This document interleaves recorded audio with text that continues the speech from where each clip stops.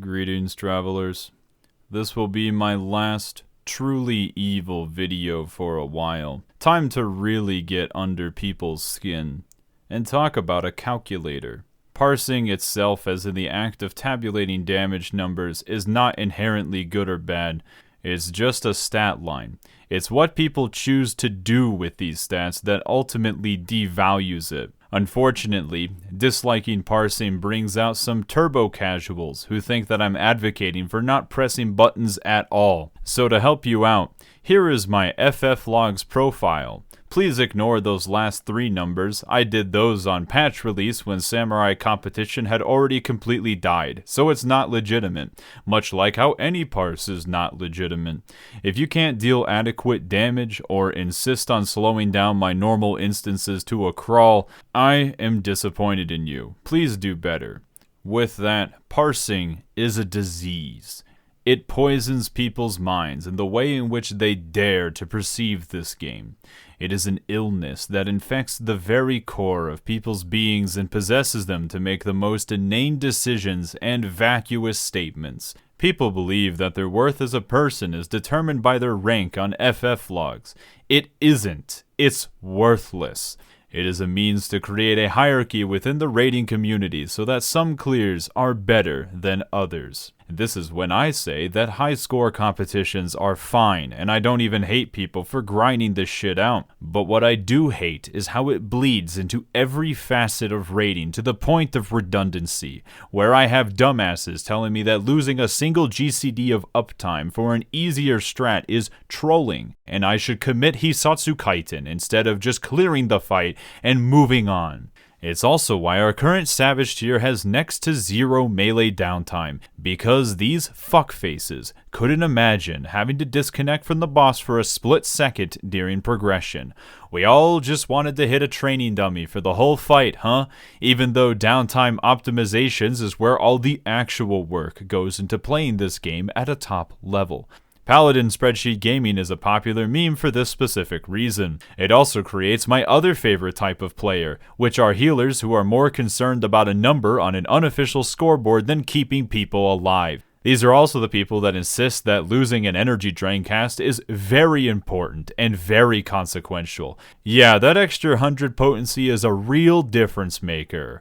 All because they can't just get a clear. Instead, their team is simply an obstacle preventing them from getting a completely worthless medal. Part of why talking about parses is so stupid is because what do these ranks even mean? It means that of the people who cleared, what percentile of damage dealing you are in. Keywords, of the people who clear. This means that even the shittiest parse of a fight is a clear. This is why a 50 parse, which is right in the middle, and average, isn't actually average, because it doesn't consider how many people attempted but never cleared the fight in the first place. It's also why it's funny as fuck to listen to some booger taste testers say that a gray parse in an ultimate is not a real clear. So then you go ahead and ask them what parse they got. Oh, what's that?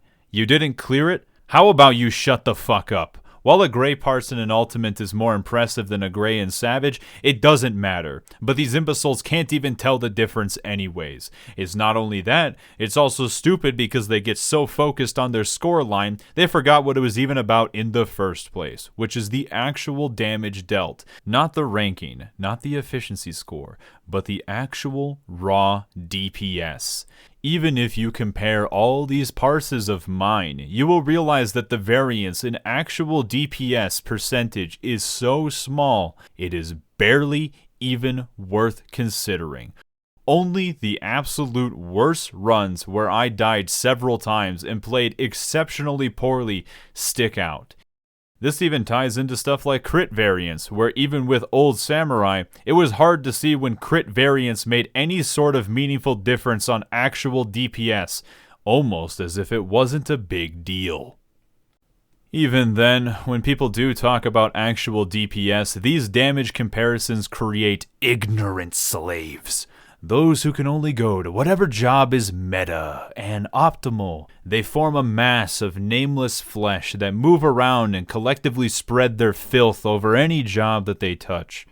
Thanks to their impure motives, they do not appreciate a job for the niche that it occupies and the gameplay that it has. They only want to do big number. This is why they end up complaining about stuff that they find annoying when the people who actually like the job can't relate and don't understand. It's thanks to this formless sack of meat that you never want your job to be meta so that they can leave it the fuck alone. That way these unskilled floor lickers can go ruin something else instead. Oh, boo-hoo, I need to weave chitin at these specific times in my opener, and it takes up 2 buttons. Can't you make it easier so that I can play the best melee DPS? Fuck you. Samurai is selfish and can't be 1% behind. Shut the fuck up.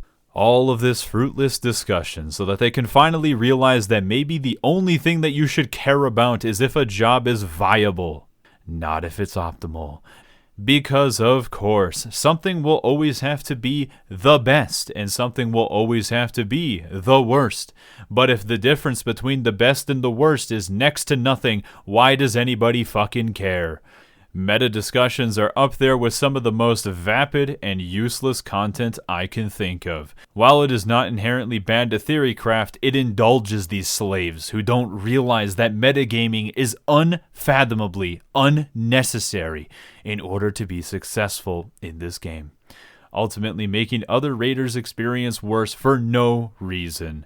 There are still some fart sniffers insisting that Paladin isn't worth bringing this late into the tier, thanks to the absolute sheer ignorance to the fact that there were Paladins clearing week 1 before they got a DPS and a self-sustain buff. Meaning that if you didn't clear week 1, it might be because you just fucking suck at the game, but accepting that might make you feel bad. Well, you should consider joining me and accept your own shittiness.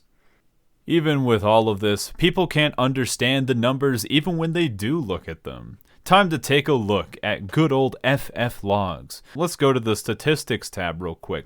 You see this little scale down here?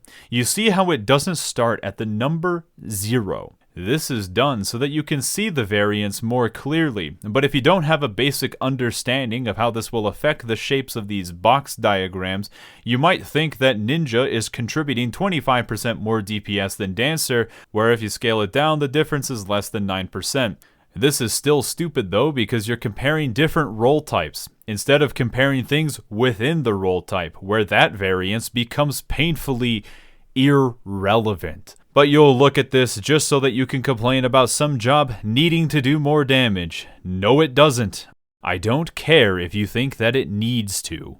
If it does enough damage to clear the content, then it's fine.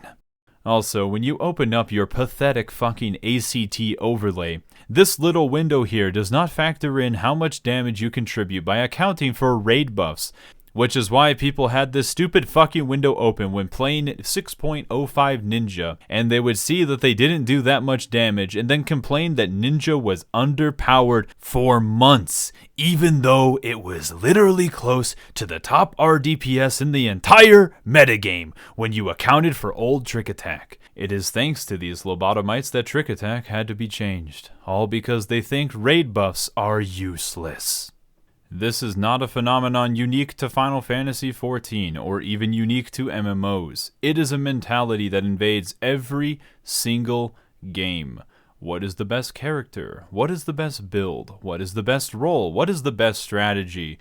I have seen people insist on playing a character that they don't like in a fighting game purely because they heard that character is the best, only to get steamrolled by a considered bottom tier character from someone who actually knows how to play the game. Because it turns out that fundamentals are always more important than the character that you play. Because of fucking course it is. It is a much better use of your time to play the job that you know how to play best, which usually means you are going to put a lot of time into it, which usually means it is the job that you have the most fun playing. Thankfully, this is what the majority of the player base does. They play the jobs that they find interesting, but you know what usually happens? These are the players who like their job. They like the way that it plays, and rarely would they be the ones to ask for anything that would change that play style. Meta slaves ruin everybody else's fun because they want to play the best job. and everything that gets in their way is just a hindrance that prevents them from doing that.